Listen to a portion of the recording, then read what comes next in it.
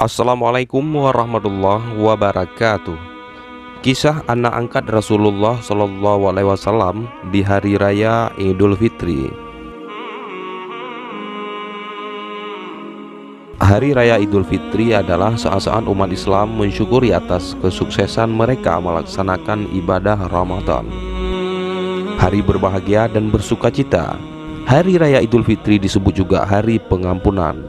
Sebagaimana riwayat Imam Az-Zuhri, ketika datang hari Idul Fitri, maka manusia keluar menuju Allah Subhanahu wa Ta'ala, dan Allah kemudian mendatangi mereka seraya berkata, "Wahai hambaku, karena aku engkau semua berpuasa, karena aku engkau semua beribadah.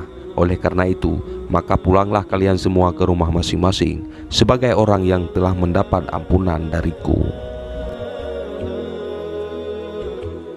Ketika Nabi Shallallahu Alaihi Wasallam tiba di Madinah, kaum Ansar memiliki 2 hari istimewa. Mereka bermain-main di dalamnya. Maka Nabi Shallallahu Alaihi Wasallam bersabda, yang artinya Allah telah memberi ganti bagi kalian 2 hari yang jauh lebih baik, yaitu Idul Fitri dan Idul Adha. Hadis riwayat Ahmad, Abu Daud, dan Nasai dengan sanad hasan. Hadis ini menunjukkan bahwa menampakkan rasa sukacita di hari raya adalah sunnah dan disyariatkan.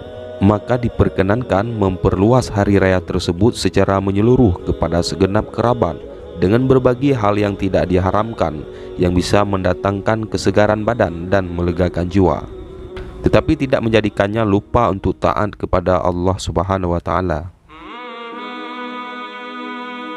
Kisah ini terjadi di Madinah pada suatu pagi di hari raya Idul Fitri. Rasulullah Shallallahu Alaihi Wasallam keluar rumah untuk melaksanakan sholat Idul Fitri. Sementara anak-anak kecil tengah bermain riang gembira di jalanan, tetapi tampak seorang anak kecil duduk menjauh berseberangan dengan mereka dengan pakaian sangat sederhana dan tampak murung. Ia menangis terseduh. Rasulullah Shallallahu Alaihi Wasallam seperti biasanya mengunjungi rumah demi rumah untuk mendoakan para muslimin dan muslimah, mukminin dan mukminah agar merasa bahagia di hari raya itu. Alhamdulillah, semua terlihat merasa gembira dan bahagia, terutama anak-anak. Namun tiba-tiba Rasulullah melihat di sebuah sudut ada seorang gadis kecil sedang duduk bersedih. Ia memakai pakaian tambal-tambal dan sepatu yang telah usang. Rasulullah lalu bergegas menghampirinya. Gadis kecil itu menyembunyikan wajahnya dengan kedua tangannya, lalu ia menangis terseduh-seduh. Melihat hal itu, Rasulullah Shallallahu Alaihi Wasallam segera menghampiri anak tersebut. "Nak, mengapa kau menangis? Kau tidak bermain bersama mereka." Rasulullah membuka percakapannya. Anak kecil tersebut tidak mengenali bahwa orang dewasa di hadapannya adalah Rasulullah Shallallahu Alaihi Wasallam. Beliau menjawab, "Paman, ayahku telah wafat. Ia mengikuti Rasulullah dalam menghadapi musuh di sebuah pertempuran, tetapi ia gugur dalam medan perang tersebut." Rasulullah terus mengikuti cerita anak yang murung tersebut. Sambil meraba kemana ujung cerita, Rasulullah mendengarkan dengan seksama rangkaian peristiwa dan nasib malang yang menimpa anak tersebut. "Ibuku menikah lagi. Ia memakan warisanku, peninggalan ayah, sedangkan suaminya mengusirku dari rumahku sendiri. Kini aku tak memiliki apapun, makanan, minuman, dan pakaian, serta tempat tinggal.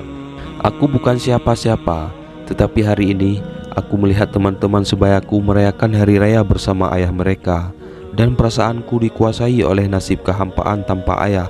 Untuk itulah aku menangis." Mendengar penuturan ini, hati Rasulullah hancur. Ternyata ada anak-anak yatim dari sahabat yang gugur membela agama dan Rasulnya di medan perang. Rasulullah segera menguasai diri. Rasul yang duduk berhadapan dengan anak ini segera menggenggam lengannya. "Nak, dengar baik-baik. Apakah kau sudi bila aku menjadi ayah, Aisyah menjadi ibumu, Ali sebagai paman, Hasan dan Husain sebagai saudara, dan Fatimah sebagai saudarimu?" Mendengar tawaran itu, anak ini mengerti seketika bahwa orang dewasa di hadapannya tidak lain adalah Nabi Muhammad SAW. "Kenapa tak sudi ya Rasulullah?" jawab anak ini dengan senyum terbuka. Rasulullah SAW kemudian membawa anak angkatnya pulang ke rumah. Di sana anak ini diberikan pakaian terbaik. Ia dipersilahkan makan hingga kenyang. Penampilannya diperhatikan lalu diberikan wangi-wangian. Setelah beres semuanya, ia pun keluar dari rumah Rasulullah dengan senyum dan wajah bahagia. Melihat perubahan drastis pada anak ini, para sahabatnya bertanya, "Sebelum ini kau menangis, tetapi ini kau tampak sangat gembira." "Benar sahabatku, tadinya aku lapar, tetapi lihatlah sekarang tidak lagi. Aku sudah kenyang. Dulunya aku memang tidak berpakaian, tetapi kini lihatlah, sekarang aku mengenakan pakaian yang bagus.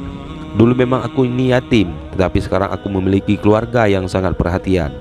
Rasulullah ayahku, Aisyah ibuku, Hasan dan Husain saudaraku, Ali pamanku, dan Fatimah adalah saudariku.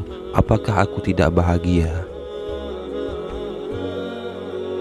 Mendengar sahabatnya, mereka tampak menginginkan nasib surga. "Aduh, cobalah ayah kita juga gugur pada peperangan itu, sehingga kita juga diangkat sebagai anak oleh Rasulullah SAW." Waktu terus berjalan, usia semakin bertambah. Kebahagiaan anak ini pun lenyap ketika selang beberapa tahun setelah itu Rasulullah wafat. Meratapi kepergian ayah angkat paling mulia ini, ia keluar rumah seraya menaburkan debu di atas kepalanya. "Celaka, sungguh celaka, kini aku kembali terasing. Aku bukan siapa-siapa lagi. Aku kini menjadi yatim, sepi," katanya terisak. Sayyidina Abu Bakar As-Siddiq yang menyaksikan anak ini segera memeluknya. Sayyidina Abu Bakar kemudian mengambil alih pengasuhannya.